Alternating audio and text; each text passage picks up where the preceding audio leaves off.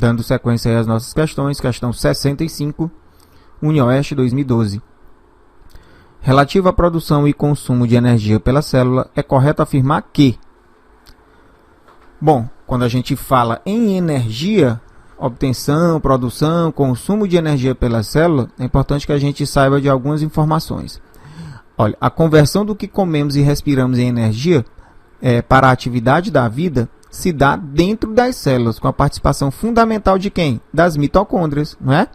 Todos os seres vivos precisam queimar combustível orgânico, como a glicose, né, para obter energia.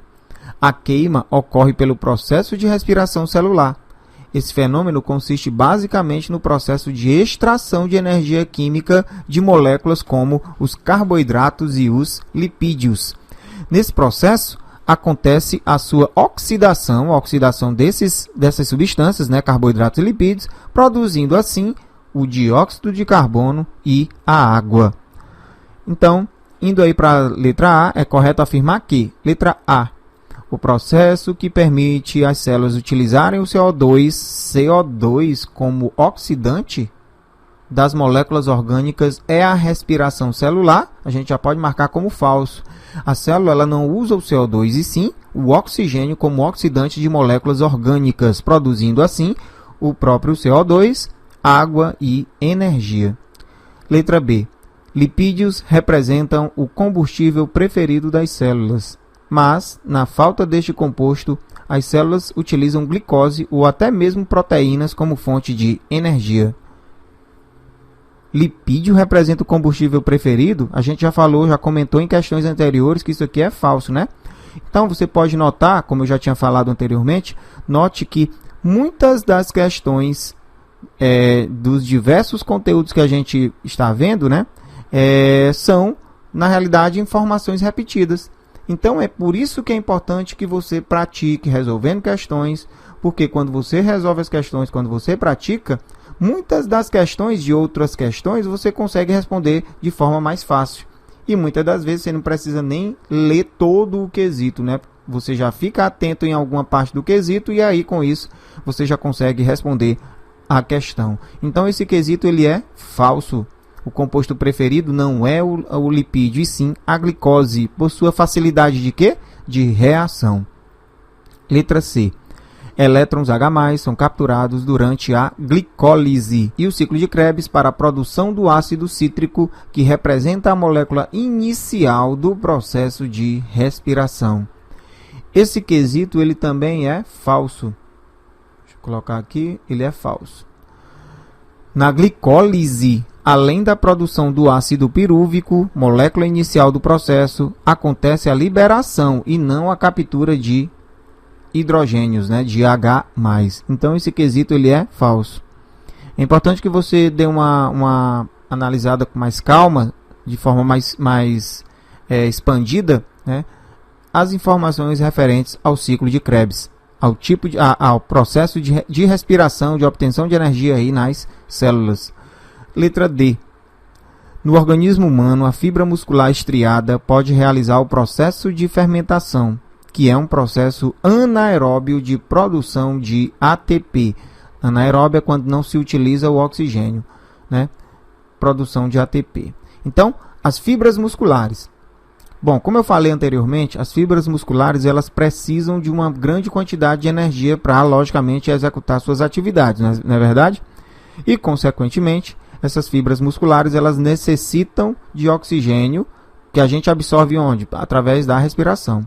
Só que quando a gente faz uma atividade física extenuante, essas fibras musculares elas não conseguem obter todo o oxigênio necessário para a sua obtenção de energia. E aí o que acontece? Consequentemente, essa fibra muscular ela faz um tipo de respiração celular, né? Faz a respiração utilizando oxigênio, mas quando ela se tem uma atividade extenuante, ela não consegue absorver esse oxigênio e aí ela passa a fazer um outro processo de respiração, que seria qual? O de fermentação, porque ela não pode parar, né? Se essa fibra ela parar de fazer suas atividades, mesmo não tendo oxigênio, vai causar problema aí para o indivíduo. Então, ela passa a fazer o processo de fermentação, que é um processo anaeróbio, que não exige oxigênio, e aí ela produz até um determinado momento, um limite de tempo, né, um limite vamos dizer assim, de trabalho, né, ela produz energia sem a necessidade do oxigênio. Só que a consequência vai ser o quê? Essa respiração anaeróbica, ela vai produzir substâncias que vão fazer com que o músculo ele reaja, né? E aí essa reação seria o quê? Dor. Seria a nossa conhecida cãibra. Você sabe o que é cãibra, né? Então a cãibra é quando acontece o enrijecimento do músculo por ação de substâncias produzidas lá no processo de fermentação que acontece no músculo. Então, no organismo humano, a fibra muscular estriada pode realizar processo de fermentação, que é um processo anaeróbio de produção de ATP. Então, esse quesito aqui ele é verdadeiro. O tecido muscular estriado esquelético, que é preso à musculatura, realiza o processo sim de fermentação, processo que não utiliza o oxigênio para a produção de ATP, quando este gás se encontra em disponibilidade baixa para a realização do processo de respiração celular.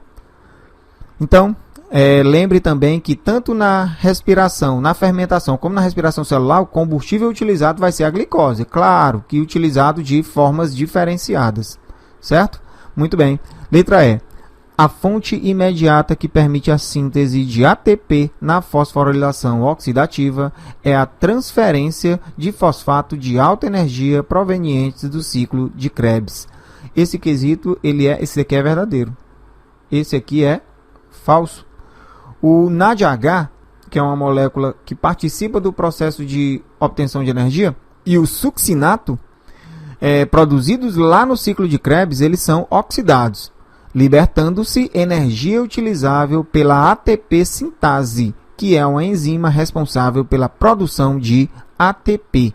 Então, esse quesito ele é falso. É importante, vou repetir, importante que você olhe aí nos seus resumos, dê uma pesquisada na internet e colha melhores informações, mais informações referentes ao ciclo de Krebs. Não é complicado, não. Uma boa leitura e prática, né, resolvendo questões, você vai ficar afiado aí no conteúdo.